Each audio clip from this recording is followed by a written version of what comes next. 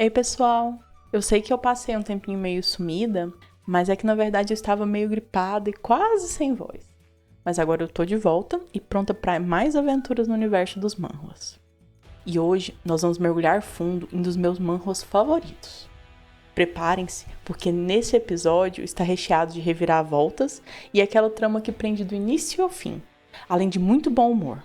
Então, pega a sua pipoca e vamos nessa, porque eu tenho certeza que você não vai querer perder nenhum detalhe.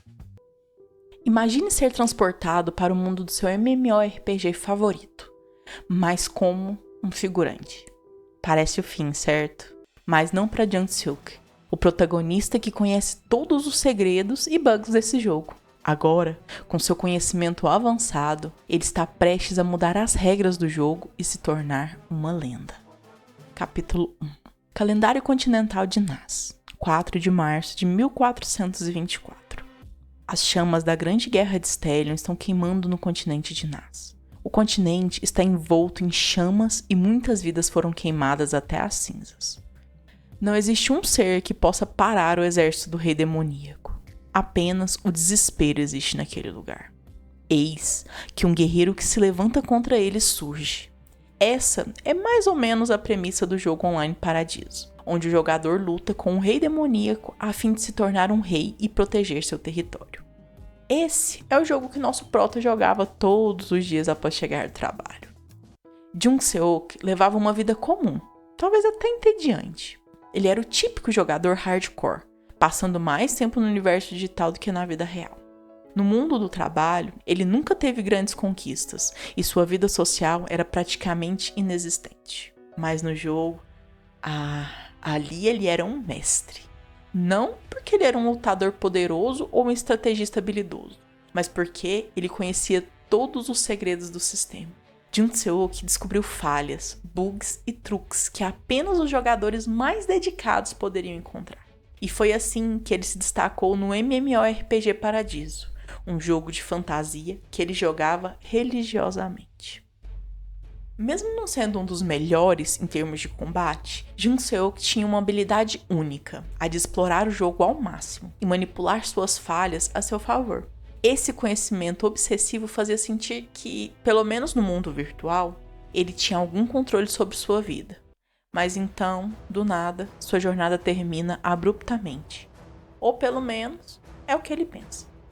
Ao abrir os olhos, o primeiro pensamento do prota é que morreu aos 30 anos sem nunca ter ido a um encontro. E ao olhar ao seu redor, percebe que está em um lugar diferente. E não sabe quem é empregado ao seu lado, nem onde está. Então, a obra nos mostra a janela de status do nosso prota, que possui status normais, mas contém 2 avisos. O primeiro, dizendo que ele se encontra na condição anormal de obesidade ultra alta e que a mana dele seria reduzida a 0 enquanto ele estivesse nessa condição. E o segundo, dizendo que, por estar nessa condição de obesidade ultra alta há 10 anos, sua expectativa de vida seria reduzida em 20 anos. Então, vemos o prota, em pé, na frente do espelho. E ele é tão gordo que não dá para se ver todo no espelho, o que o deixa chocado a ponto de dizer meu Deus, pensando em quão gordo ele é para ter a vida reduzida em 20 anos, e que, com os status que ele tem, ele deve ser da classe mais baixa do jogo. Então, ele se senta, coitada da Froutorona, tá rachando ali, ó, e começa a se acalmar e a pensar, entendendo que havia morrido e reencarnado como um jovem lorde obeso, chamado Gerard. Não sei se essa é a pronúncia, mas vai ficar sendo. E que tem certeza de que reencarnou no universo do jogo Paradiso, pois consegue ver a interface do usuário e o calendário continental de Nas, dizendo que agora não é mais um jogo, e sim sua nova realidade.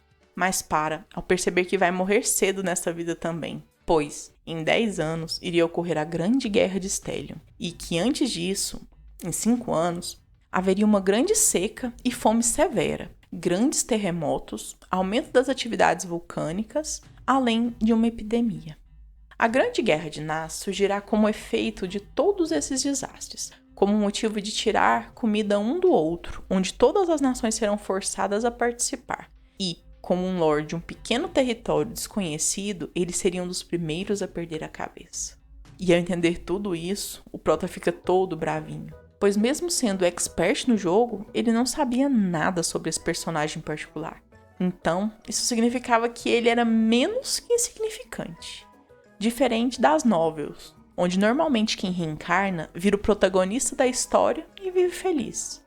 Mas, devido a seus movimentos de birra, a poltrona quebra, tadinho, e ele cai no chão.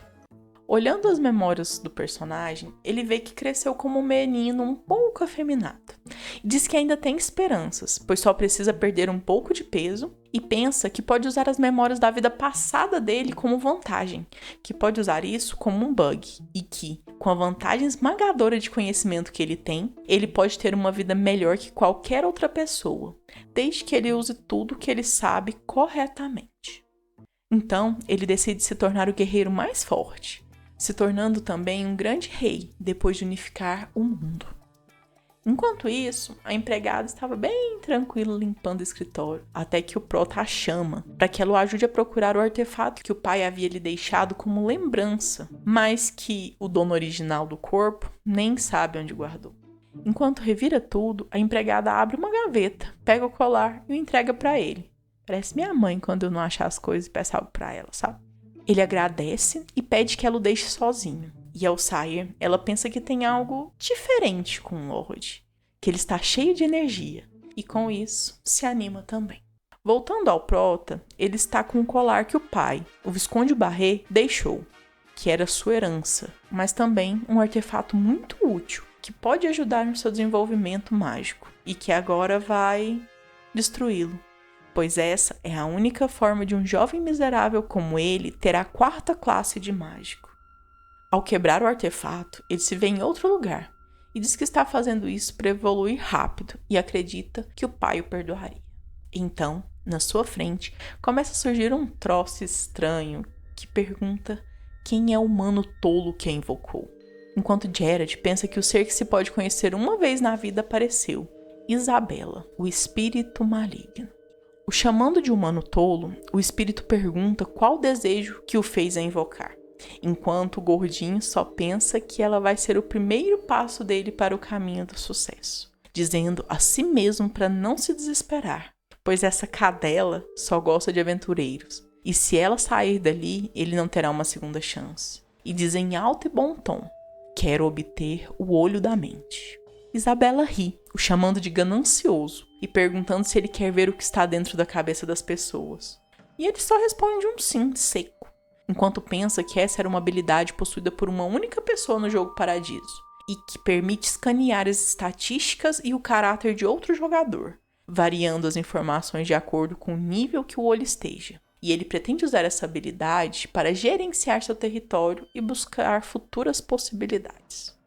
Neste momento, o espírito maligno Isabela diz que em troca do olho da mente, ela quer a coisa mais preciosa que ele tem, e manda-o pensar no que era naquele momento, fazendo com que seja transcrito para o contrato, que ela pega e assina, fazendo uma cara muito estranha, e dizendo que vai lhe dar o olho, mas que vai pegar o que for mais precioso para ele em troca. Diz que se for dinheiro, ela pegará tudo. Se for honra, ela o fará um escravo, e se fosse a família, ela os comeria. Enquanto ele pensa que ela leu exatamente o que ele havia pensado, entendendo que essa era a maldição do espírito maligno do qual ele ouviu falar. Eu tô achando que ele já conhecia o valor dessa negociação, mas vamos ver. E em seguida, ele sorri. Olha lá, falei? Isabela começa a indagar o que há com os lábios dela, e vemos que ela está fazendo um biquinho. E o Prota começa a rir e diz que estava pensando em algo considerado extremamente valioso, enquanto considerava qual tesouro inútil ele daria a ela para selar o contrato. E que foi difícil manter esse pensamento na sua mente, nos contando que é o primeiro beijo de Shin Taipung. Esse era o antigo nome do Prota. Um cara de 34 anos. O espírito pensa que não quer aquilo. E que tipo de doido teria o primeiro beijo como o tesouro mais precioso? Mas mesmo tentando escapar, ela está sendo puxada pela força do contrato para dar um beijinho no gordinho. Enquanto o Prota está dizendo que é incrível pensar que o primeiro beijo dele seria com o espírito maligno. já levantado no ar pela Isabela. E então a cena foca no Jared, que teve a camisa despedaçada e estava de bracinhos abertos dizendo: Deus, abençoe esse país. Sério, eu nunca ri tanto de uma cena de Manhwa. E assim foi feito o contrato com Isabela. As outras empregadas da mansão começavam a conversar, dizendo que o Lord estava diferente ultimamente, que há alguns meses ele havia se trancado em seu quarto, mas que agora ele está andando pela casa toda. E nisso passa nossa empregadinha de cabelos azuis, correndo, com um monte de papéis nos braços, que pede licença às outras duas. Elas lhe oferecem ajuda e ela recusa, enquanto elas continuam comentando que ela é muito delicada e que ela sempre é amaldiçoada pelo Lord e acaba chorando, a chamando de pobrezinha. A empregadinha abre a porta do escritório, dizendo ao Prota que aqueles são todos os papéis sobre o território e seus vassalos, que a manda parar naquele lugar mesmo, e usa o olho da mente nela. Assim, descobrindo que o nome dela é Reis, Jared fica impressionado que ela tenha lealdade S e se pergunta por que ela tem tantas tendências especiais, pensando que ela tem boas qualidades para uma empregada e que fará dela uma healer. Além disso, percebe que ela tem amor não correspondido a, o que significa que é um amor há mais de 10 anos, e pede desculpas silenciosamente, pensando que vai ficar muito ocupado e por isso não terá tempo para namorá-la. Ele tá se achando, né? Que nem tem certeza se é ele que ela gosta, mas tudo bem. Reis entrega os documentos para ele, que começa a examinar os papéis, mas ela lhe pede perdão, pois ela deve fazer o trabalho corretamente quando o Lorde precisa dela, já ficando toda acuada e tremendo. E então, as memórias do antigo dono do corpo voltam, e Jared o chama de pirralho arrogante em sua mente, pois, além de entregar a maior parte do trabalho para Reis, ele ainda descontava toda a sua raiva nela. E que, embora não seja ele que fez isso, esse agora é seu corpo, e ele terá que suportar todos os pecados do antigo dono. Enquanto a abraça e se desculpa, pedindo para que ela confie nele mais uma vez, e prometendo que nunca mais nada daquele tipo ocorrerá. Ela toda fofinha chora e diz que vai ficar do lado dele para sempre. Nossa, que fofo. A cena já corta para ele comendo, enquanto o Reis lhe diz que se comer só vegetais, ele irá desmaiar. E ele responde que, para um porco como ele, é necessário fazer isso se ele quiser perder peso, enquanto colocam uns matos estranhos na boca. No jogo, esses vegetais tinham o efeito de enganar o nível de sociedade, mas na realidade, seu gosto era terrível. Tão terrível que ninguém comeria essas coisas de bom grado. Pensando que um tem gosto de leite estragado misturado com jaca podre, enquanto o outro parece queijo podre que alguém esfregou na axila. Ai, meu estômago embrulha só de pensar, credo. Em seguida, as janelas do sistema começam a aparecer, avisando que, por comer aquelas plantas, o nível de lipólise dele aumenta, seu metabolismo voltou ao normal, as calorias vão sendo consumidas com o dobro da taxa normal e que a estimulação intensa foi ativada, fazendo perder 450 gramas de gordura imediatamente, fazendo sentir a gordura diminuindo, mas mesmo assim, ele ainda quer vomitar. E eu entendo, tô dando razão. Vendo essa cena, Reis aparece com um bife vegano, que ela mesma fez, pois é bom para uma dieta saudável. Mesmo que antes ele sempre tenha sido jogado fora. O Prota a olha, com lágrimas escorrendo pelo rosto, pensando que o Jared era um maldito por ter maltratado aquele anjo. E a imagem muda para ele vestido de anjinho, só de sunguinha, com um garfo na mão, pensando que aquilo era muito bom e que estava conseguindo até tirar o gosto de podre da boca dele. Enquanto ele come, ele começa a pensar sobre o território de Críbia, que está localizado na parte norte do reino, e é um território pobre, de clima frio, o que torna impossível o plantio de culturas, mas favorece o desenvolvimento de pragas, ataques de monstros e de bandidos. Mas, apesar disso, por ser um território mal localizado, ótimos eventos e missões podem ser encontrados facilmente lá. Mas o grande problema é que ele ainda estava fraco demais para encarar tudo isso. Então, ele precisa focar nele mesmo primeiro. E nesse momento surge a Isabela. Eu acho que é só para ele, tá? Fazendo com que ele se engasgue. Ele pergunta o que ela ainda está fazendo ali, enquanto ela está brava por ter sido enganada por ele e exigindo o olho da mente de volta. e lhe diz que vai segui-lo e incomodá-lo até que ela recupere o olho da mente. E ele só pensa que isso não vai ser fácil. Então, voltamos um pouco no tempo, para 10 anos atrás, quando o visconde anterior faleceu. O antigo Geralt se trancou no quarto enquanto um de seus homens, talvez até um amigo, batia na porta de seu quarto, dizendo que lutariam juntos para superar este momento tão difícil, mas não recebeu nenhuma resposta. Voltando para o presente, nosso prota convocou uma reunião, e um dos membros, um homem ruivo, aparece meio bêbado, perguntando se ele já está se preparando para as festas de Ano Novo. Nisso, ele vê as empregadas do prota e já vai para cima delas com segundas intenções, principalmente com relação à nossa anjinha Reise, pensando, com uma cara muito pervertida, que não sabe porque ela gosta daquele rabicó, mas que ele ainda vai fazer ela ser dele um dia. Mas graças a Deus, um outro homem aparece, o mesmo que bateu na porta há 10 anos atrás, dizendo que já avisou para que o ruivo não desse em cima de toda mulher que vê. Mas isso deixa o ruivinho todo revoltado, lhe perguntando quem ele pensa que é para dar sermão no chefe de segurança pública de Críbia. E por um momento parece que eles vão começar a trocar socos, até que aparece um senhorzinho, mandando que parassem com isso, pois o Lorde já estava chegando. Eles param e o ruivo sai falando que não acredita que um cachorro sem dentes e um velho aposentado ainda possam pisar dentro da mansão. E termina dizendo que isso é uma vergonha para nossa honra. O outro homem, eu vou chamá-lo de cicatriz por enquanto, diz que não entende como um pirralho desse se tornou o chefe de segurança. E o senhor lhe diz que, embora entenda, não é algo que ele possa mudar. Já na reunião, todos estão estranhando as atitudes do prota, que, além de convocar a reunião, está lendo os documentos. O antigo Geralt era preguiçoso e adorava jogar seu trabalho pra coitada da Reise. E o ruivinho, já tô com ranço desse cara, depois de um gole da cachaça que ele tinha nas mãos, pergunta por que o Lorde estava perdendo tempo lendo aqueles papéis, dizendo que não combina com ele, enquanto bate a garrafa na mesa e completa dizendo que ele deveria encerrar a reunião e ir tomar umas com ele, pois o licor que ele trouxe é raro e ele iria amar, dizendo que também chamaria umas beldades para acompanhá-los. Acho que todo mundo entendeu o que ele quer dizer aqui, mas tudo bem.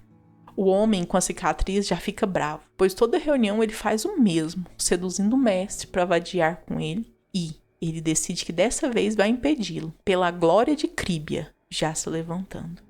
Mas o Geralt agora está mudado, e nosso prota pergunta como o ruivo ousa vir na reunião bêbado, perguntando ainda se ele está louco, o que pega ambos, o ruivinho e o cicatriz, de surpresa.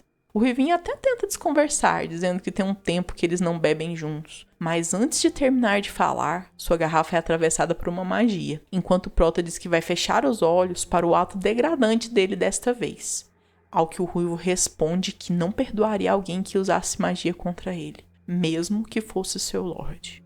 O prota ignora ele, já seguindo para o próximo tópico da reunião, lhe perguntando se ele estava satisfeito com a riqueza que ele conseguiu extorquir do povo, abusando da autoridade que ele havia lhe dado, e continua dizendo que ele prejudicou muito a população por causa da ganância, e que ele é um dos motivos do povo não acreditar mais no governo.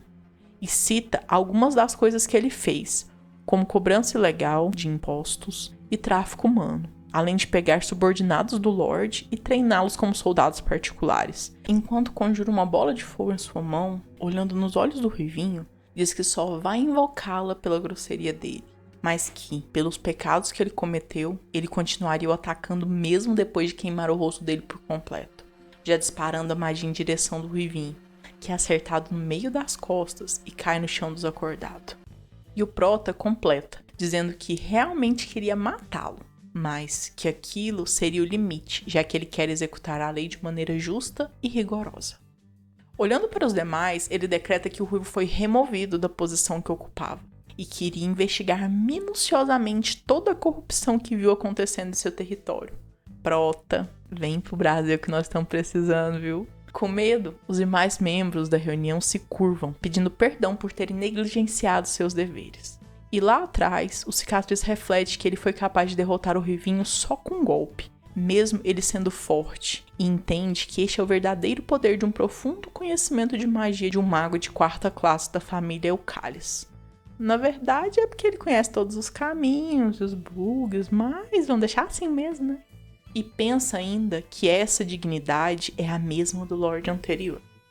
Nesse momento, descobrimos que esse atriz se chama Lax, pois o Proto o chama e o anuncia como um novo chefe de segurança pública de Crypia.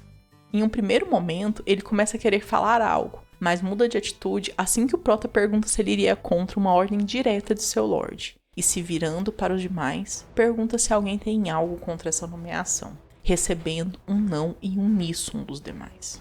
Assim, ele conseguiu recuperar a dignidade do Lorde, no caso ele, que havia caído no fundo do poço. Mas, olhando para os status dos ali presentes, percebe que nenhum deles tem as qualificações necessárias para ser seus braços direito e esquerdo. Um mês depois, vemos Geralt e sua guarda caçando o restante dos integrantes do grupinho do Ruivinho, que ainda estão extorquindo as pessoas e guardando dinheiro, pois acreditam que o líder deles provavelmente só havia saído de férias sem avisar. Ao ouvirem alguém bater na porta, um deles atende e, vendo o Proto, o chama de porquinho, deixando Lax extremamente irritado, que o joga longe com um soco por ter insultado seu Lorde, enquanto Geralt, sorrindo, diz que não se importa com o insulto, mas manda que capturem todos por estarem se aproveitando do seu povo. Lax fica todo psicopata e diz que obedecerá às ordens, pois será uma justiça rápida realizada pelo novo chefe de segurança, que espanta os criminosos, que não tinham ideia do que ocorrera com o Ruivinho. Enquanto todo mundo dentro da casa leva a porrada do Lax, um deles tenta escapar de fininho com o dinheiro, mas o Proto aparece e o nocauteia com magia. O povo, vendo toda a situação, comemora feliz, pois não viam a hora deles serem pegos, e Lax aproveita para dizer que o Lorde reconhece seus erros anteriores, e que declarou que cuidará dos cidadãos com toda a sua força a partir daquele momento. Mas aquele era só o começo, pois Geralt realmente começou a cuidar de seu povo, fazendo com que todos o vissem de forma positiva. Um mês depois que os criminosos foram punidos, a ordem pública e o sentimento público melhoraram visivelmente no território de Crypia. Lax recrutou e designou muitos soldados habilidosos, tudo unificado sob o nome do Lord Geralt. Graças ao olho da mente, a Isabela continua aparecendo, querendo o olho de volta, mas o Proto segue não. Continuando com a administração do reino, as plantações vão bem com um novo método de agricultura, mas devido ao inverno os resultados não são bons, e o comércio de pedras mágicas ainda está no início, e levará um tempo até se tornar um produto especial do território, fazendo o Proto pensar que precisa se esforçar mais, enquanto ele emite mana em suas mãos e a libera na barriga, fingindo ser um método para emagrecimento, mas na verdade é meio que um truque para aumentar a sua própria mana injustamente. E diz para si mesmo que, embora não seja um bug oficial do jogo do Paradiso, ainda conta como um bug, e que depois de fazer isso por um mês, o resultado é similar ao que seria obtido subindo de level 12 vezes. E pensa consigo que, com isso, ele agora consegue usar magia de 4ª classe 1 ou 2 vezes. Mas surge um guarda com um aviso urgente do grupo de patrulha, que havia encontrado um grupo de bandidos escondidos dentro da mina de carvão, e que além disso, eles têm escravos lá. A obra corta para mostrar um cenário de 1 ano atrás, onde um homem e uma mulher estão treinando com espadas, enquanto uma menina chamada Lena os admira por serem muito habilidosos. E apesar de chamá-los de irmão e irmã, a jovem é uma órfã, que está quase sendo enviada para trabalhar como empregada na casa de um nobre. O homem diz que na verdade queria levá-la para o grupo de mercenários deles, e ela lhes pergunta se uma garota como ela poderia se tornar uma grande espadachim, pois ela preferiria isso a ser empregada. Ele ri, lhe dizendo que não existem muitas mulheres no ramo por ser muito perigoso, mas que isso também vale para os homens, e termina dizendo que não importa o gênero, e sim sua força de vontade, espírito, talento e esforço, enquanto lhe mostra a mão calejada dos treinos. A irmã lhe diz que, se for ela vai conseguir, pois ela é mais talentosa que ambos, dizendo ainda que, se algum dia ela não tiver um lugar para ir, que poderia desprocurar, pois ela a contrataria com sua autoridade de líder. E a cena já corta para ela com uma corrente no pescoço, toda acabada, lembrando do irmão e da irmã. Ao contrário do que ela pensava, o bom diretor do orfanato, na verdade, a vendeu como uma escrava, mesmo que ela não aceite isso quando lhe contam. Em vez de empregada, ela virou uma escrava, o que faz com que os homens acreditem que têm o direito de discipliná-la, enquanto ela chora que o diretor não é esse tipo de pessoa. Depois de 1 mês como escrava, ela já até havia feito uma amiga, que lhe conta que a maioria dos órfãos de Mallorca são vendidos como escravos, e que isso são ordens do Lorde daquele lugar, e que o diretor faz parte desse esquema, ao que Lena responde dizendo que nunca vai aceitar isso, e que ainda vai fugir daquele lugar. O tempo vai passando, elas se acostumam com o serviço braçal, e quando elas completam 15 anos, sua amiga adoece.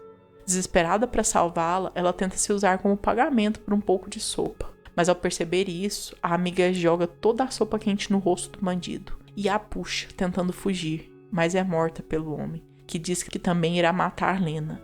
Mas nosso prota aparece bem nessa hora e carboniza o bandido antes que ele tenha chance de machucá-la. Nosso prota chegou com toda a sua guarda, que se dividiu nas ramificações da mina para capturar todos os bandidos, e o seu caminho o levou até Lena. Enquanto ele se aproximava da garota após ter a salvado, ele pensa que, no jogo, ele já havia visto comerciantes de escravos, mas que pessoalmente eles são verdadeiramente repugnantes.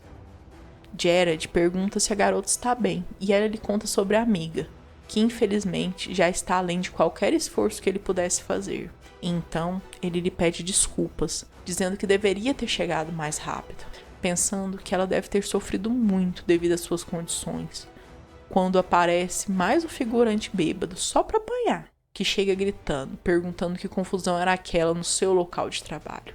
Mas quando vê o Lorde, diz que havia pensado ser algo importante, mas era só o Lorde Porquinho. Tadinho, gente, todo mundo chama de porco. Falando que ele deveria ter ficado quieto, engordando em sua mansão.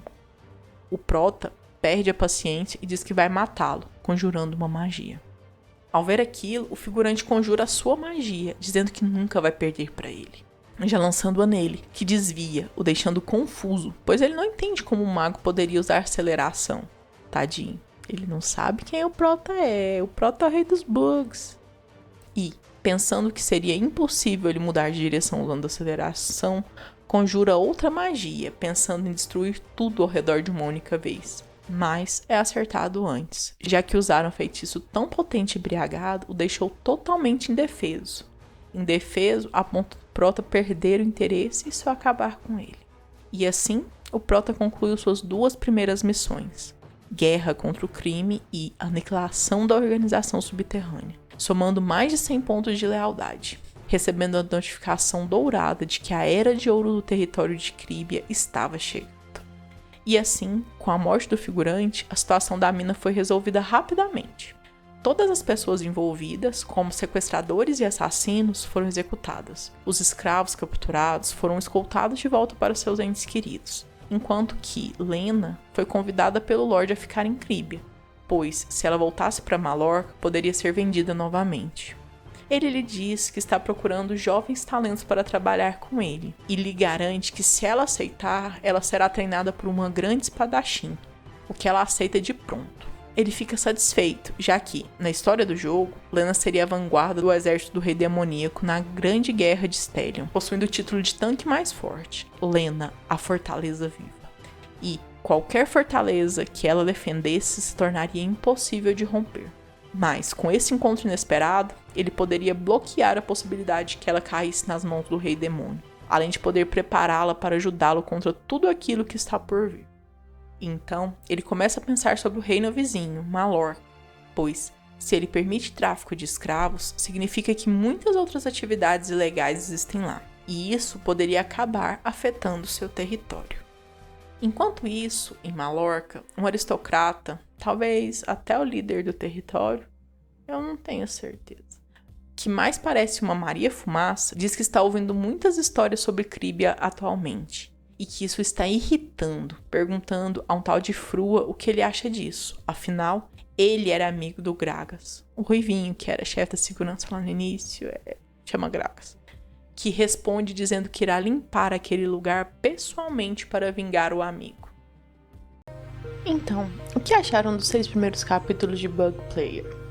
A história só está começando e já estamos vendo nosso protagonista mudar o rumo das coisas com seus conhecimentos dos bugs. Mas e agora? O que vocês acham que vai acontecer a seguir? Será que Jared conseguirá transformar completamente o território de Cribia? Deixe nos comentários o que vocês acreditam que está por vir e, claro, se quiserem que eu continue narrando essa história, não se esqueçam de pedir a continuação. Muito obrigada por assistirem ao vídeo. E se você chegou até aqui, não deixe de se inscrever no canal, dar aquele like para fortalecer e compartilhar esse vídeo com seus amigos. Até a próxima!